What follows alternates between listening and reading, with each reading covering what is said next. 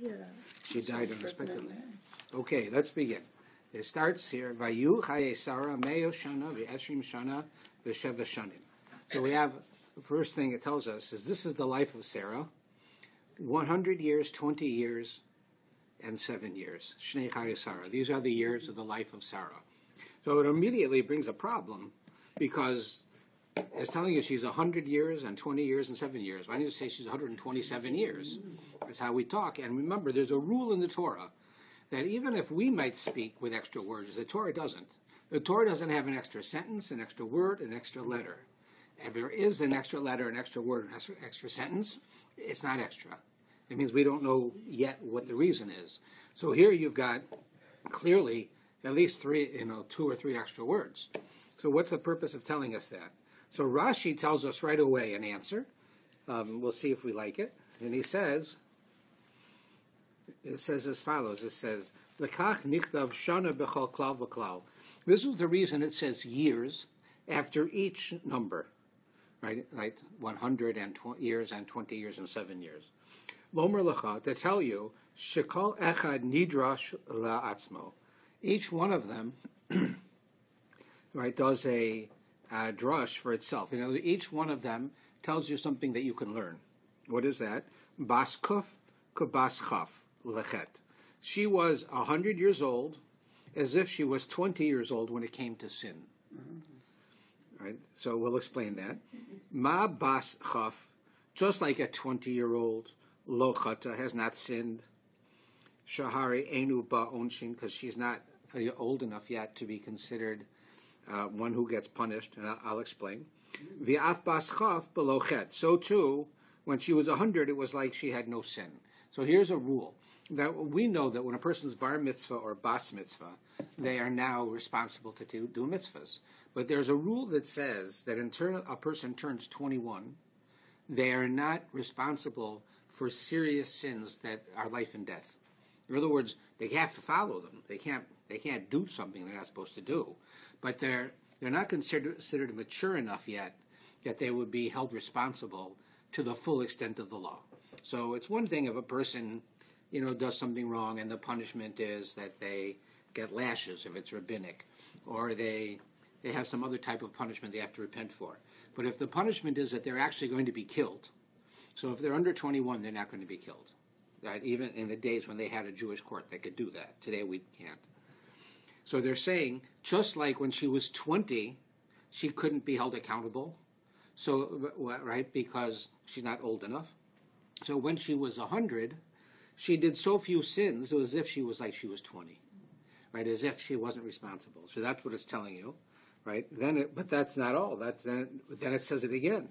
So it says, "V'bas chaf kabas zayin liyofi." This is a funny one.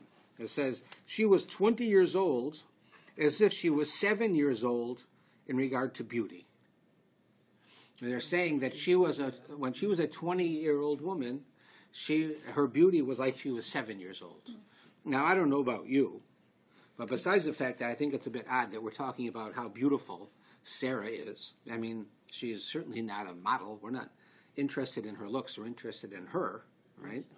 But also, who would say that a 7-year-old girl is more beautiful than a 20-year-old woman? I think a person would tell you that a 20-year-old woman is a lot more attractive than a 7-year-old girl. 7-year-old girl is a child. She's not aware, she's pre-adolescent. Yeah. Could be no different than a boy. Yeah. So, what's it telling you? So here it tells you that it tells you that she's as if she's like 7 years old. And what does that mean? Because that a 7-year-old has beauty. A 7-year-old little girl is beautiful, but it's an innocence. It's not a sort of a sexual beauty. It's an innocent beauty. Right? A 7-year-old girl is extremely attractive. Even a boy, they're very attractive. You want to talk to them and be with them. Right? You see their beauty, their sort of grace, you might say. But when they're 20, it's a very different type of beauty. So they're saying that her beauty at 20 was as innocent as that when she was 7. Now, what it's telling us is as follows. It's not telling you from our point of view. It's really telling us from her point of view. from Sarah's point of view, she was a beautiful woman. The fact that she was beautiful, when we learned this earlier, when she goes into Egypt, it says that she's beautiful. So there we understand that in her mind, right, first thing, it was important that she's beautiful. She's at least well put together, because she's going to be working with the public. And you know that, like it or not, people are shallow. And people find other people who are attractive or well put together, or at least, reasonably attractive, more appealing to talk to. They get ahead in business. They get all kinds of things that other people don't get, because there's a certain attraction to them. Right? You see that regularly. We might not like the idea. We might want to say it's not good, but it's a reality. Right? So the fact that she was beautiful, no question. But in her mind, right, her innocence was such that she didn't see herself as if she was this attractive 20-year-old who was self-aware about her beauty, and she would use it. She saw herself as being beautiful, but like a child is beautiful. In other words, with the innocence. She might have been able to use her beauty to attract people to bring them closer to God. But in her mind, that's all it was for. It wasn't because she wanted to attract men, that men should see how beautiful she is. A 20-year-old is still immature enough that she loves the attention of men. Not always, but many women do, especially if they're very attractive and men are always looking at them. They may get tired of it after a while, but at first they might really like it. Sarah had no interest in that. Sarah saw herself as having the beauty of a child. That's how she held herself. That's how she acted. She acted in such a way, rather than acted in such a way that she used her beauty as an attraction for men. She used it as an attraction to bring people closer to God. And therefore she had the innocence of a child. Right? That was really what it's telling you. And then it goes on. V'tames Sarah b'Kiryas Arba. Sarah dies in a place called Kiryas Arba, which is right outside of Hebron. He Hebron, Be'eretz Canaan. This is the city of Hebron, in the land of Canaan. Vayavo Avraham lispod l'Sar u'bechosa. And Abraham comes to give a eulogy for Sarah and to cry for her. Right? That's what it says. So, first thing is we have to ask, why did she die? Why did she die here? What's it telling us?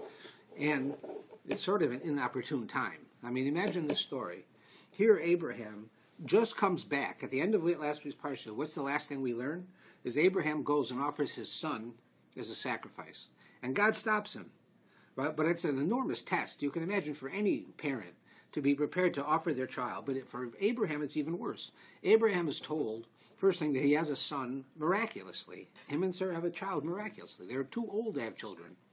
So then God, why does God? He promised them that they will be lived on. Right? They'll have children who'll carry on their beliefs. So if he kills his son, no one's going to carry on his beliefs. So not only is it a hard test, but it's absurd. But nevertheless, he goes to do it. Right? He has this enormous test from God, and he accomplishes it. So you could imagine, I've gone through all of these things. I have this enormous test. Now it's time to take it easy for a couple of days. And he leaves the mountain, right, where he offers his son, and he comes down to see his wife, and she's dead. Like, God, give him a break. His wife dies right after that. Like, you'd say, give the guy a break. He did this enormous test. Let him take a few days, a breather. Let him have a vacation. Let him regroup. And what do you do right away? You take the one person who he loves, he's so close with. They have such an intimate relationship. They have a spiritual relationship, intellectual relationship, and you take her away. So it says that the Yetzer Hara, the evil inclination, the negative forces that are in the world, went to Sarah and showed her Isaac being killed. We know Isaac wasn't killed, but he shows her Isaac being killed, and she's so shocked by this that she dies. Right? So what's the purpose of it doing that? Right? God could have controlled the Yetzer Hara. He's in power. Right? The Yetzer Hara doesn't have power of its own. God has all the power. Why did God allow that to happen? Right? When really he should have said, okay, Abraham did what he did. He did 10 tests. This is the 10th test already that he offers his son, and now his wife dies. It's like insult to injury. Right? How far are you going to go? The point is that is that after Abraham does all of these things, the angel of death testing him from God is actually giving him an enormous test. What this test is Abraham going to regret everything he's done? He went and he had this test and this test and this test and this test, and he finally has a test where he's going to offer his son, and he sees that God doesn't make him do it, and tells him, I now know that you're my chosen one, and that we're how close we are. And then he comes back and his wife dies. And Abraham will say, if this is what it means to be chosen, I'd rather not be chosen. If it means that I have to offer my son as a sacrifice and I have to lose my wife, I'd rather not have done it. Right? It's not absurd to think that he could say that. And that's what the test was. That is the ultimate test. That even when it sounds like everything's going your way, God gives you this test, and it's a terrible test, and you pass it, and you have your son, and you go back to tell your wife, your son is alive. He's not going to happen, and she's dead. And you say, well, I'm sick of this already. It's enough. I regret it. And here we understand really clearly how great Abraham really was, because he didn't regret it. He went on and he did what he was supposed to do, what any husband does. He gets up and he gives a eulogy about his wife. He buys her a grave. He has to bury her. He doesn't regret it. He doesn't say, I should have, I shouldn't have, it should have been this way, it should have been that way. If I had known God was going to do this, I wouldn't have done it. Right? We have this in our own lives, right, where we think that we're going out of our way to help people, and they don't act appropriately after we help them. They slap us. Right? We go and do all kinds of things to be kind and helpful to someone, and they slap us. They don't care. They hurt us. They stand up to us. They insult us. They ignore us. Right? And that idea, right, is what Avram is being tested on. The same idea that we have to realize in our own lives that when we do a good deed, regardless of how the person responds to us, we shouldn't regret doing it. You give charity to someone, they need some money, and then they go and spend it on something stupid. Or they act foolish, or they insult you, or they say, what, that's all you're going to give me? You're only going to give me $10? I can't even buy a sandwich for $10. So, you can say, what, I regret it, give me back the money. I don't want nothing to do with you. Or you can say that's not why I did the mitzvah. I didn't do the mitzvah for you to be nice to me. I did the mitzvah because I'm supposed to do the mitzvah. I'm supposed to help you. I helped you. You don't appreciate it. You don't care. That's your problem, not my problem. I'm doing the right thing. And that's what Abraham has here. That's the idea behind his final test that he gets, is the death of Sarah. Now, you have to ask, Sarah hears about Isaac being offered as a sacrifice, and Abraham is actually standing above, at one point he's standing above Isaac with a knife in his hand. And he starts bringing the knife down to kill him. Why doesn't Abraham die from that? Why doesn't it such a shock to Abraham that he's going to kill his son? It's such a shock to Sarah, right? Why Sarah doesn't seem, doesn't she? Is she weak? Is Abraham stronger than her? So Abraham can endure it and Sarah can't? I don't think that's the message. I think the message is that when Abraham went to offer his son, first God tells him you have to do it, and then he's told to get up the next day and go do it. So he gets up early in the morning the next day to go do it. It takes him 3 days to get to the mountain, walking to the mountain. He goes up the mountain. He has to offer his son as a sacrifice, right? Over that period of time, he gets used to the idea. Even though it's a terrible thing and it's a shock to him, he starts to realize, right, that he's got time. Time makes it so he can accept it. He's not shocked by it anymore. Sarah, on the other hand, thinks her son is fine. She doesn't know anything's going on. She doesn't know her husband's going to go kill her son. She just knows her son and her husband went on a trip for a few days. And then she gets back a message, right, that your son is dead. It's such a shock. It's from healthy, well child to dead, right? A sick child, right? Like, you see it today. You have they have a child that's ill. As horrible as that is, they're sick for 6 months, for 9 months, and then they pass away. It's a lot different than they have a healthy child. You wake up in the morning and he's dead. Right? The second one's a shock. They're both the same thing. They're both terrible. The second one's a shock. And this is the difference between Abraham and Sarah. Abraham had this whole long period of time to get used to the concept of what he's about to do, even though it's a terrible thing. But he had the ability to integrate it into his psyche, while Sarah didn't. Sarah went from her son being healthy and well, just out on a short little trip with his father, to being dead, as far as she knew. And that shock she couldn't handle. And this teaches us also a message of how you deal with these types of things with people. That people can get used to anything. You know, you talk to people who went through the Holocaust. They can get used to living in barracks in freezing weather. As terrible as it is, they can get used to it. Right? You take a person who's living normally their whole life, and then you put them in a barracks tomorrow, they'll die. But a person who goes through it slowly, and it gets worse and worse and worse, it happens. They get used to it. And this is also shows you the resilience of people, and also very often how you deal with people. If you often have to say things to somebody that's difficult, rather than just say, I'm just going to blurt it out. It's the truth, and the truth is ugly, but I got to do it. That's not how you do it. Because the person will respond emotionally, and you won't get the message across. Instead, you do things slowly over time, and you explain a situation slowly, so that over a period of time, a person gets used to it, and they can endure it. If your goal is to help someone get better, then you have to do it in a very slow process. But if you think that you don't care, then they're not going to listen to you. Then nothing will change. Just like Sarah. Sarah died. Right? Abraham didn't die. It's not because Sarah was weak. God says Sarah is a stronger prophet than him. She was a greater prophet than Abraham. She was a very strong person. We see time and again all the things she does. She gets kidnapped by the Pharaoh.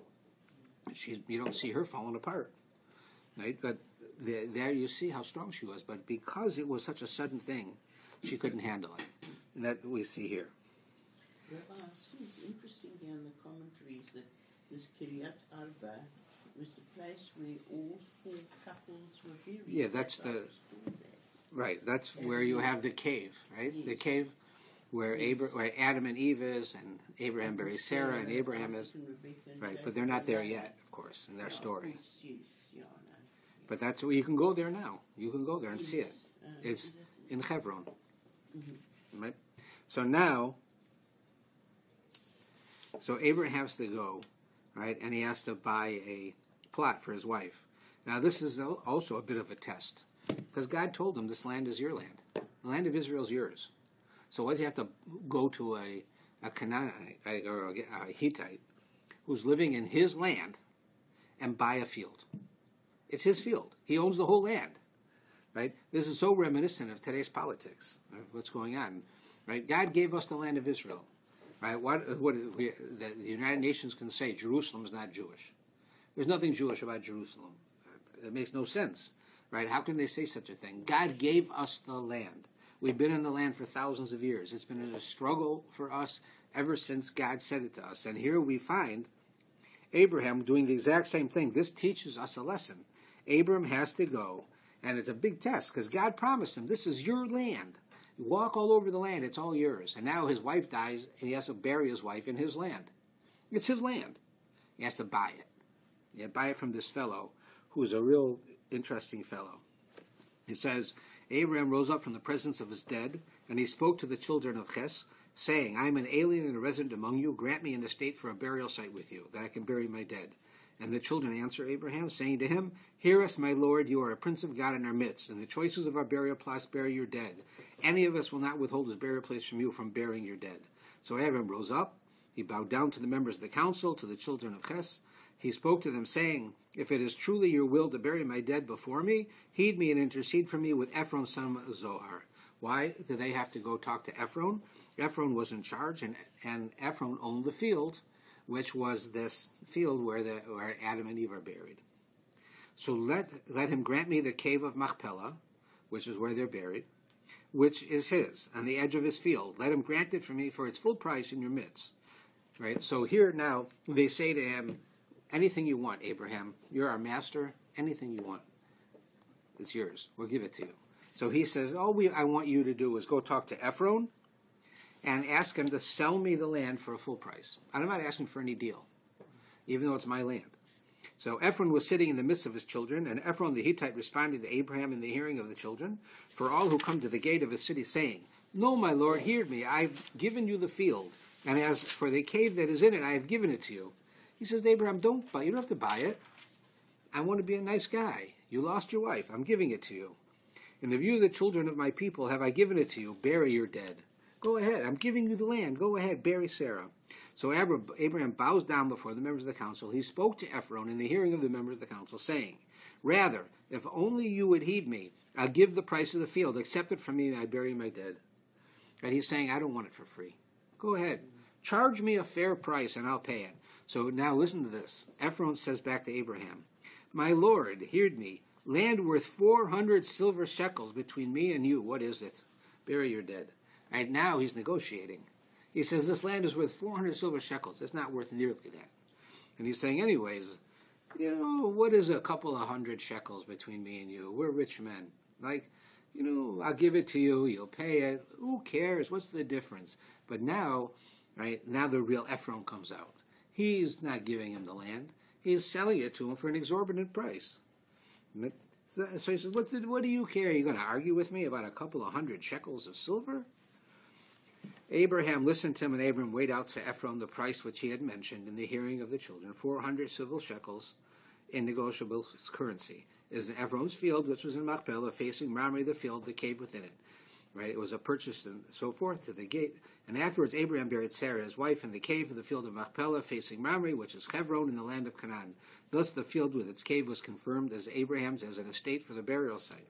So right here we have Abraham not only already owned this land, he went and bought this land that he already owned, and he buys it.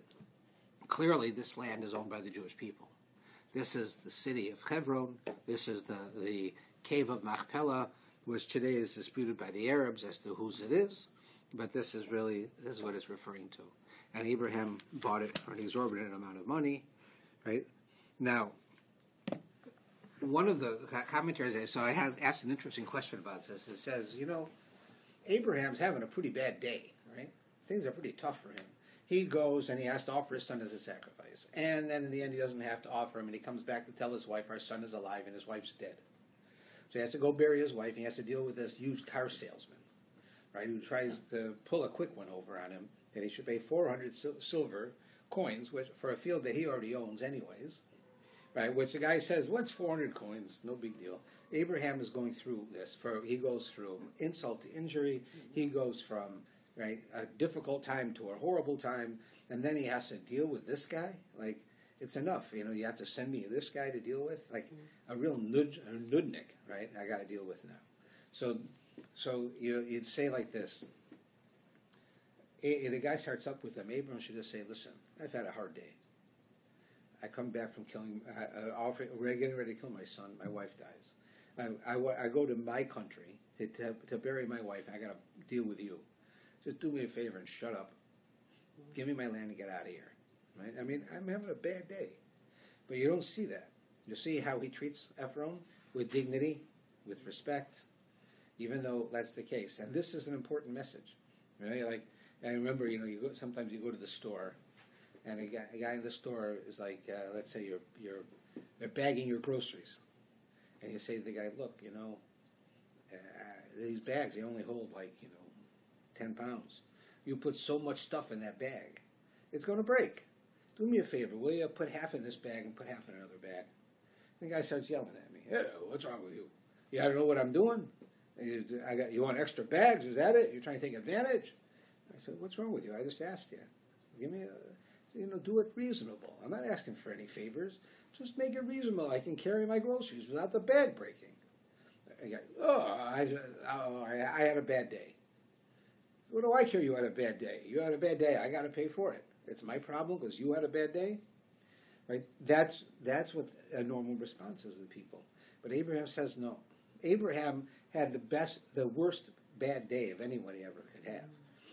Right? He's about to offer his son as a sacrifice, and then his wife dies.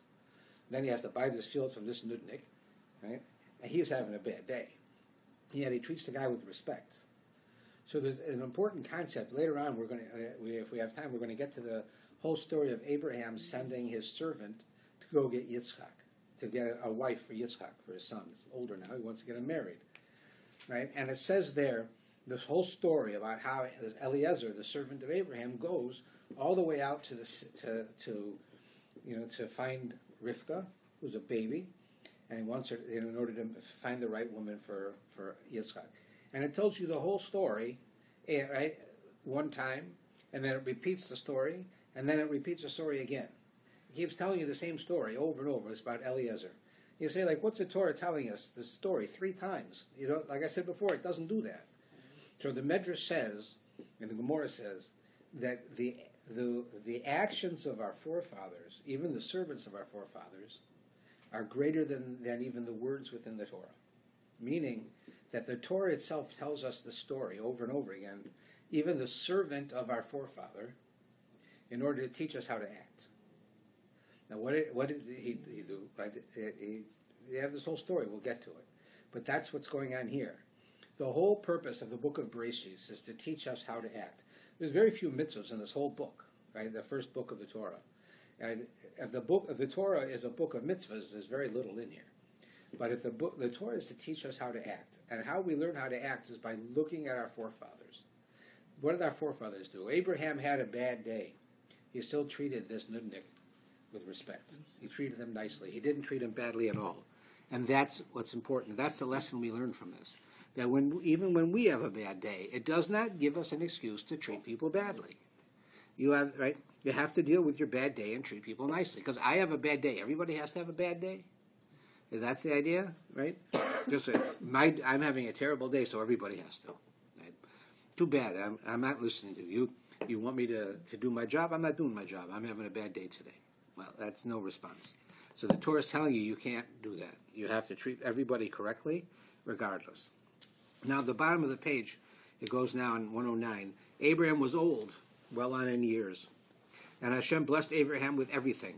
And Abraham said to his servants, the elder of the household who controls all this is, place now your hand under my thigh, and I will have you swear by God that you not take a wife from my son from the daughters of the Canaanites, from whom I dwell, rather to my land and my family shall you go and take a wife for my son for Isaac.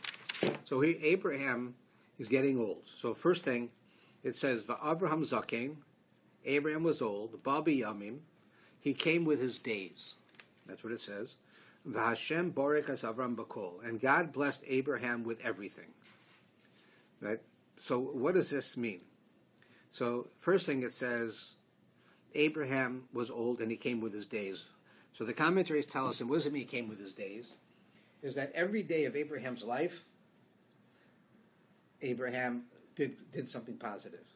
Like in our lives, you know, we have a few years that we are at our peak, and within that we have some days where we do great things, we do good things, we help people, but a lot of our days, nothing. Abraham, every day of his life was meaningful. Every day of his life was well spent. So when he went before God at the end of his life, he's about to die, he came to God with his days. Every day of my life, I spent serving you. Every day of my life, I'm dedicated to you. I didn't dedicate myself to you when I'm inspired. When I'm not inspired, I'm not. Only right, every day of his life. And God blessed Abraham with everything. What does that mean with everything? So it says with old age and with being satisfied. Being satisfied is a very important thing, and it tells us this in the Torah. Being satisfied, you think, what's the big deal? He's satisfied. The idea is that in general, a person who loves money is never satisfied with money. You make $100,000 a year, and you love money, you want $200,000. When you make $200,000, you want $500,000. Whatever it is, you want more, right? That's how the average person is. It's not necessarily a bad thing. A person who loves money never gets enough money. This is how we are, right? But a person who's satisfied is happy with what they've got. Now, don't misunderstand me. It doesn't mean that they're lazy, that they just, whatever I got, it's okay. I'm not going to work. I'm going to sleep late, take it easy. No, you can want more, but you don't live for more. Your purpose for life is not to be rich. Your purpose of life is to be satisfied and serve God. But if you want, I can be satisfied with 100,000. I can be satisfied with 1,000,000. I'd rather have the 1,000,000. But that's not why I'm alive. I'm satisfied. That's what God says about Abraham. That's what it means when it says that God blessed Abraham with everything, with coal. Now he goes to his, as I said before, he tells us now that Abraham goes to his servant, and it says to him, now Abraham says to his servant, the elder of his household, who controls all that is his, put your hand under my thigh, and I will have you swear by God that you will not take a wife for my son from the daughters of the Canaanites. Now imagine this story. Abraham has a servant. a servant. His name is Eliezer. He's a beloved, respected servant. He's in charge of Abraham's household. It says that. Abraham was a rich man. He handled all of Abraham's money, all of his belongings. He had total control over all of Abraham's assets. Right? That we know. So he's trusted, right? So now it says, put your hand under my thigh and promise to me that you won't marry my son among the Canaanites. So putting his hand under her thigh is the Torah's way to discreetly say something. What Abraham was actually saying was, put your hand on my circumcision. Because my circumcision is a sign of my relationship with God. In other words, swear on a Bible. There were no Bibles. No. Swear on a Bible. In those days, it'd say, why am I circumcised? Because God told me to be circumcised. What's a Bible? It's a book from God. They didn't have Bibles. There was no Torah yet. So they said, I want you to swear in God's name by putting your hand under my thigh on this place where I'm circumcised, and you swear you're going to marry my son. You're going to find a wife for my son, but it won't be a Canaanite. But what do you mean? The guy's in control of all of his money, in control of all of his belongings, all of his livestock, all of his houses, everything he's in charge of. Abraham has total trust in him. But when it comes to marrying his son, that he has to swear. He has to take an oath. You can imagine, like if I'm traveling and I go to a new city and I see a guy with a yarmulke and I say, hey, you know any place kosher around here I can eat? Yeah, sure, go down the road right there, you can eat. So I go in there and I eat, right? How do I know he's telling me the truth? How do I know he's right? How do I know his level of keeping kosher is my level of keeping kosher? How do I know that he's even really a Jewish guy with a yarmulke? What do I know? I just see this guy with a yarmulke. Maybe he's not even observant. He's wearing a yarmulke because he just came from a funeral. How do I know? I know maybe he's not even Jewish. I have no idea, right? But that's how we act. We do those things. I go to New York, and I'll see a Jewish guy in Manhattan. I'll say, hey, where's a kosher restaurant I can trust? Well, go over here. Well, maybe I'm wrong. Maybe he doesn't know. Maybe it's not. I can't trust it. Maybe he owns the restaurant. What do I know, right? I'm ready to do that when it comes to my relationship with God. But now, if I have, let's say I go to New York, and I go to a hotel, and there's no safe. But there's a Jewish guy there.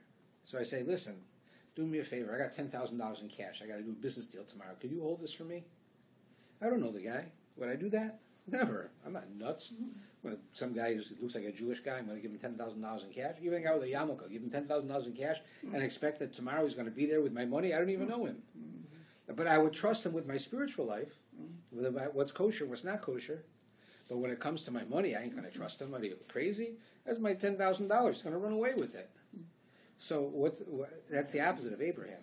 Abraham puts Eliezer in charge of all of his physical belongings. And Abraham was a wealthy man. But when it came to who my son is going to marry, that it has to be the right person. It can't be from the Canaanites. What's the difference between the Canaanites and where Abraham says, send them to my family, my relatives? Because the Canaanites, right, they were people that Abraham was affecting. He was changing them. They were becoming monotheists. That's what Abraham's doing there. They live in Israel. They live in Canaan, which is what Israel was called. And he's reaching out to them, and he just says, look, here, see this girl? I just changed her. She now believes in God. My son can marry her. He doesn't do this. He says, no, they're Canaanites. Can't marry Canaanites. But my family, back in this other country, they're idol worshippers, his family. Right? That's why he left. They're idol worshippers. That he can marry. Why does he wanted that? So the difference is, it says that Abraham's family, his distant family, had good characters. They were good people. They were idol worshippers, but they were good people, right? They were like Abraham. They had good character traits. The Canaanites were known as being crass, difficult people. Right? They were very unsophisticated. So Abraham says, I don't want my son to marry a woman who comes from a family or from a society where people are rude and crude. I want they might believe in one God, right? But look at the personality of this person. I want my son to go to these people. They might be worshiping idols, but at least the women that he meets have good character traits. I can change them. I can make them. I can teach them to believe in one God, but I can't change their personality. If there's somebody who's cruel, somebody who's not nice, I can't change that. That's how they are, right? So therefore, he said, I don't want the Canaanites, right? And there, it was so important to him that he was prepared to let Eliezer have access to all his money. But when it came to this, that you have to swear. And that shows you the difference between me, maybe us, but me and Abraham. I'm prepared to go to any guy I see and say, hey, is this food kosher? Yeah, okay, I'll eat it. But if I go to him and say, hey, will you hold my $10,000? Sure. I say, oh no, well, I look like an idiot. Why don't I say that about the kosher food? How do I know he's telling me the truth? Because that's how we are. Abraham says that's not how you're supposed to be. When it comes to your physical belongings, right, you can believe them if that's what you want. But when it comes to the spiritual world, that's everlasting. There you better be careful. Right? You're invited to a wedding, make sure it's kosher. Right? Don't just presume. Yeah, you wouldn't just presume some guy will give you back your money. So don't just presume it's kosher. Find out. Right? That's what he's saying here.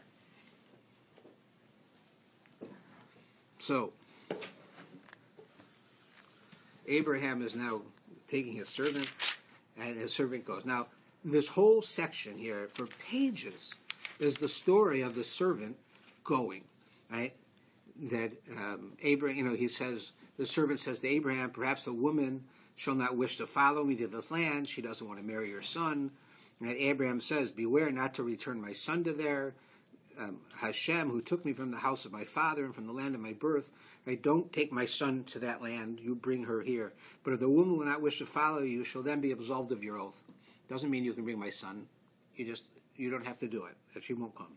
So the servant places his hand under the thigh of Abraham, his master, and swore to him.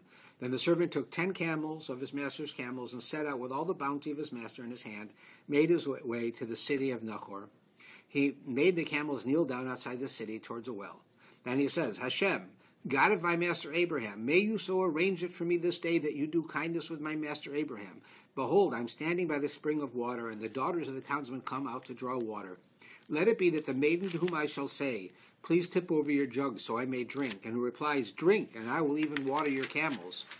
Her will you have designated for your servant for Isaac, that I may know her that you have done kindness with my master. He's playing superstition. All right, that's what he's doing. He's going and saying, okay, God, Abraham sent me to find a girl with the right personality, with the right character, who would be a perfect wife for my son. So he says, okay, God, here's the deal. I'm going to go and I'm going to talk to these girls. The first one that says to me, I'll give you water to drink and I'll water your camels too, that's the wife. Well, what about how she acts? What about who she is? How do you know anything? What he's doing, he's telling God, magic. There's going to be magic. I'm going to go there. You're going to tell me through magic.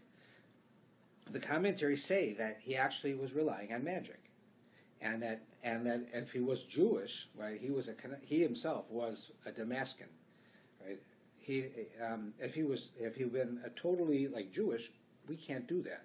We don't trust circumstance and magic, and we don't say like I'm going to walk down the street and if the light turns green when I get there, I'm going to go invest in this business, and if it doesn't turn green, I won't invest in the business. If the light turns green, I'll go into the store and buy something. If not, I won't.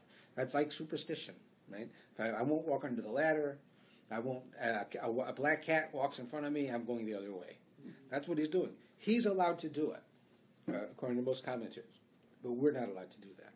But how is it that he relies on this? So some of the commentators say it's not magic at all. Look what he's asking. He's saying here he is, a stranger, coming to a strange place. You have these girls who are shepherds, which is already not an easy thing for a young woman to be. And she has to deal with crass men who are shepherds. Right? And that's what's happening. And he goes there and he says, the first girl that comes over to me and offers me a drink, because here I'm a stranger, nobody knows me, walking through the desert, so I must be thirsty. And not only me, but she offers my camels a drink. That's the kind of woman for my master's son. In other words, he wasn't playing, according to another opinion, he wasn't dealing with magic or superstition. He was saying, I want a woman who's kind. Not only kind to me, but even kind to animals, kind to children, kind to everybody. She's the kind of person, that's the kind of person I want. So that's another opinion of what he's saying. But then it goes through this entire story, telling you exactly what happens. And then at the end, he tells the whole story over again to her father. And then again, he goes back to Abraham and tells the whole story again, with every detail. 3 times it tells you the story. The same thing goes on for pages. The same story 3 times, everything the same. And the commentaries are saying, like, what's going on here? Right? I told you before, the Torah doesn't have any extra words, any letters, any sentences, and here you got pages. The same thing. They could have said, and Eliezer did what Abraham said. Boom, it's over. And they asked him, why are you here? And he related to them the story. That's all. Just say that. Why do you have to tell the whole story again? And tell the whole story again. So it's saying that the words, even the words, right, of the servants of our forefathers are great. In other words, that even the servants of our forefathers, because our forefathers were so great, that we learn from them how a person should act. And that's what they're teaching us. They're teaching us how to act. He's not teaching us mitzvahs. He's not teaching us Jewish law. He's teaching us how do you act. And the entire book of BERESHIS does that. It teaches us to be humble. It teaches us to be honest. It teaches us to be righteous. It teaches us, right, to be kind. Abraham was kind to people. Abraham was kind to Avram when he had every reason to be upset. Abraham, right? Isaac acts in a certain way. Eliezer acts in a certain way. These are messages that are telling us. That's why we have this whole section of the Torah telling us these stories so that we should learn from these stories. Right? There's very few mitzvahs we learn from Adam, Noah, Abraham, Isaac, and Jacob. Very few, maybe less than 10 out of 613 in the whole book. Less than 10 in the whole book. This whole first book of the 5 books. But it's teaching us how to act. And before you start doing mitzvahs, you have to know, you have to be a good person. You got to know how to act to be good. And that's the message it tells us. So it goes on through all of these stories. It keeps going on and on and on. So if you look at the bottom of 119, he now comes back. He says, so they escorted Rebekah, their sister, and her nurse, as well as Abraham's servant and his men. They blessed Rebekah, this is her family, right? And they said, our sister, may you come to be thousands of myriads, and may your offspring inherit the gates of its foes. Then Rebekah rose with her maidens, they rode upon the camels, and proceeded after the man. The servant took Rebekah and went. So that's Rivkah that takes her back to now meet Isaac. Now Isaac came from having gone to Be'er Laharoi, for he dwelt in the south country. Isaac went out to supplicate in the field towards evening. So Isaac goes out to pray, right, afternoon. And he raises his eyes, and he saw, behold, camels were coming. And Rebekah raised her eyes and saw Isaac. She inclined upon the camel. And she said to the servant, excuse me, who is that man walking in the field towards us? The servant said, he's my master. She then took the veil and covered herself. The servant told Isaac all the things he had done. And Isaac brought her into the tent of Sarah his mother. He married Rebekah, she became his wife, and he loved her. And thus was Isaac consoled after his mother. So we learn a lot from this last line. Right? It says he takes her into his tent, into his mother's tent, and then he marries her, and she becomes his wife, and he loves her, and he's now consoled for his mother. Because remember, his mother died at the beginning of the Parsha. So the first thing, he takes her to his mother's tent. What does that mean? They tell a story in the Medrash that when Sarah would light Shabbos candles on Friday night, they would burn until the next Friday night, miraculously, for an entire week. It was a sign of peace. Shabbos candles are for peace. So she would have peace in her house the whole week. It says that after she died, they didn't have that. When Rebekah came and she lit the candles, he did the same thing. So it says that that's why he took her to his mother's tent, to see what is she like. And she had the same miracle. So he saw that. She's like my mother. So he marries her, right? And then it says that he was consoled for his mother. So this shows you a very important thing, that the relationship between a son and his mother, how intense that is, and that it's really not until he gets married that another woman can come and make him feel better over the death of his mother, that loss of his mother, because a person's wife does not take the place of their mother. The relationship is very different, but it takes part of that relationship, that loss you feel, that intense love that you have. So that's why it says later in the Torah that a man will leave his parents' home and cleave to his wife. That's the mitzvah of marriage, right? He'll become one with his wife. That's what happens here. And finally, that Rivkah was such a person that she filled Isaac's life as if Sarah was still alive. She acted like Sarah. She had the same person. She had her own personality, but her own closeness to God. She was a prophet, like Sarah was.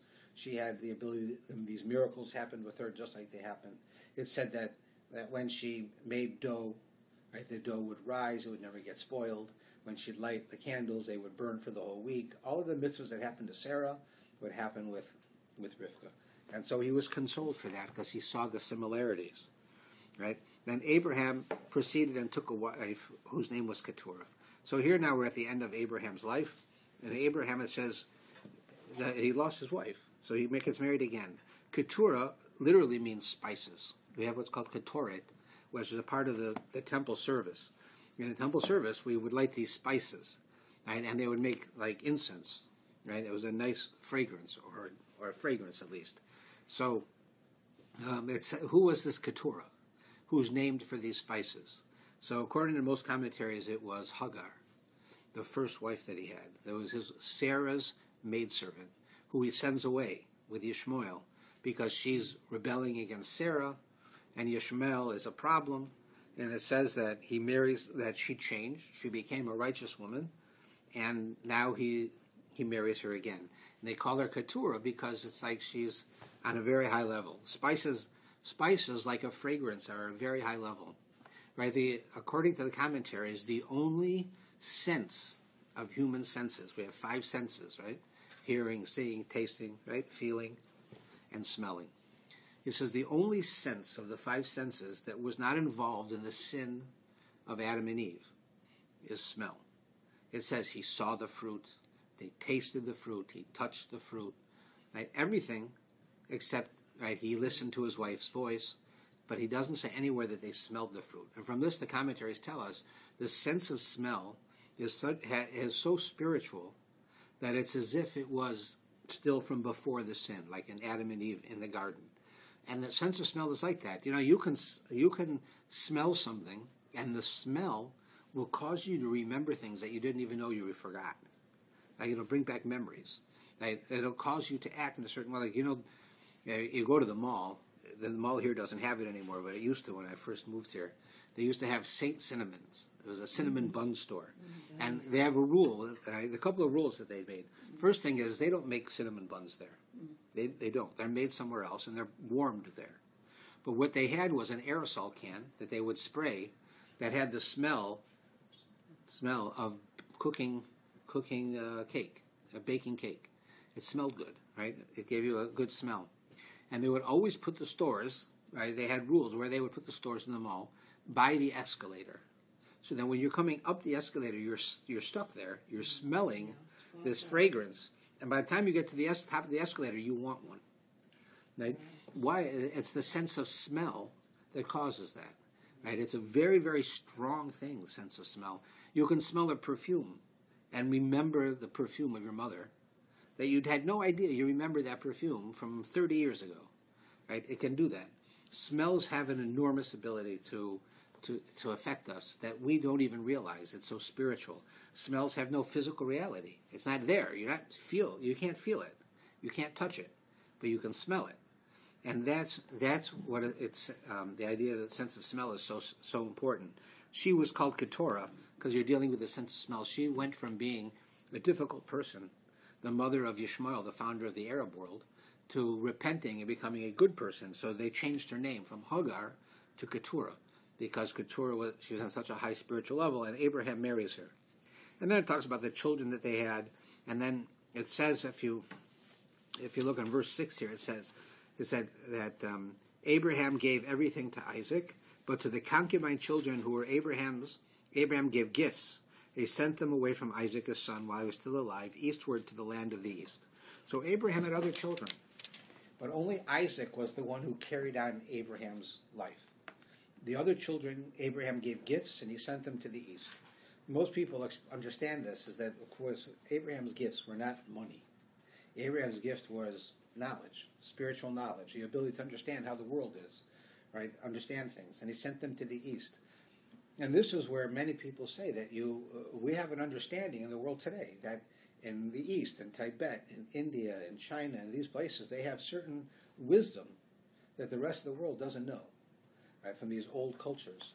And the commentaries seem to say that this is what Abraham gave them. the ability to have these things, this knowledge. Abraham gave it to those children, and they went out to the east, it says. They went east of Israel. They went to China. They went out to these other places, and they started their own cultures. Then it says, now these are the days of the years of Abraham's life, which he lived, 100 years, 70 years, and 5 years. Same thing again as with Sarah, splitting up the years. And Abraham expired and died at a good old age, mature and content. Remember I said that before? He was mature and satisfied. Content means satisfied in Hebrew. And he was gathered to his people. His son Isaac and Ishmael buried him in the cave of Machpelah. Now here, Ishmael shows up again. We haven't seen Ishmael for a long time. Ishmael was sent away when he was a little child, right? And here he comes back. They say Ishmael also changed, and he repented. And he came back with Isaac, and he buried Abraham. If you notice the order of the sentence, it says, his sons Isaac and Ishmael buried him. It really shouldn't say that. It should say Ishmael and Isaac. Ishmael is older. But here it shows you that Ishmael changed, because Ishmael understood that Isaac was the head of the household. Isaac was carrying on Abraham's way. So Ishmael subjugated himself to Isaac, and by virtue of the fact that he says it this way, it shows you that he repented, and he came back to bury Avram. Now, I've talked about this before. You know, they ask a story. If Abraham loved Ishmael so much in his life, why didn't he ever do anything? Like, God says, send away Ishmael. He's a kid. This is the next time you see him. Abraham dies. Like 80 years or in between. Like, what happened? Didn't Abraham ever wonder about Ishmael? Like, what happened to him? Because it was his son. In fact, when God says to him, I want you to go and offer your son, kill your son, he says, which one? He says, the one you love. I love both of my sons. He says, Isaac. I mean, if he loved Ishmael so much that he honestly said to God, I don't know which one you mean, wouldn't he have gone to visit him? Wouldn't he have done anything to go see him? Yeah. But he did go and visit him, didn't he? Well, it doesn't say it in the Torah. But when the one wife... Right, so that's the medrash that I'm about to explain. There's a medrash that says that Abraham got permission from Sarah to go see Ishmael. And he went to Mecca, where Ishmael lived. Yeah. And he went and he met Ishmael's wife, because Ishmael wasn't home. And he asked her if she would give him something to eat. And she said, we don't have enough food and drinks to give you. So he said, tell Ishmael that his house is not so nice. And the old man was here. And he leaves. Ishmael comes home and he says, what's going on? She says, there's some guy here, an old man. And he says, your house is not so nice. So he figures out that was my father who came to see me, and my house means my wife. So he divorced his wife, he married another wife. Avram comes again a year later. Wants to come see Ishmael. He loves Ishmael. How's he doing? Gets to the house, he's not home. Asks his wife, where's Ishmael? He's out with his mother. So she says, oh, it's been a long trip. Can I have something to eat or drink? She says, yeah. I'll give you something to eat and drink, and I'll take care of your camels too. So it says that she does, and Abraham blesses the house, and it's filled with all types of beautiful food and light. Ishmael comes home. He didn't leave a message for him. He comes home and he sees the house is like filled with food. What was this? She says, this old man shows up. He comes. He wants to see you. I tell him you're not here. I offer him to eat and drink. And this is what we found. So Ishmael understood, right, that it was my father, and that the way I'm living is the way he's happy with. We see today the Arabs are like that. The Arabs are they're very good hosts. If you go to their house, they'll feed you. They'll take care of you, just like we do. This is a very important thing to them, like it is to us. They got that from Abraham, right? They got that, and Ishmael got that from Abraham, and they got it from Ishmael. So you see that happening here. So here you find Isaac